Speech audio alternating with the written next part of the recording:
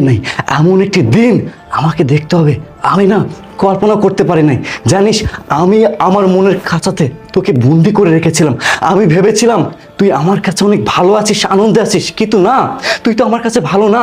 তুই ভালো থাকবি তোর বয়ফ্রেন্ডের সাথে, আর তুই কি যেন বলছিলি আমার সাথে সংসারে নাটক করতেছিস। তার মানে আমি বুঝতে পেরেছি তুই এতদিন আমার সাথে যা যা করেছিস শুধুমাত্র নাটকই করে গেছিস। তুই আমাকে কখনোই মন থেকে ভালোবাসিস নাই। আমি না কল্পনা করতে পারতেছি না তুই কিভাবে পারলি নিজের শ্বশুরের সামনে। সিসি, আমার ভাবতে অবাক লাগতেছে তুই এতটা নীচ, এতটা জঘন্য।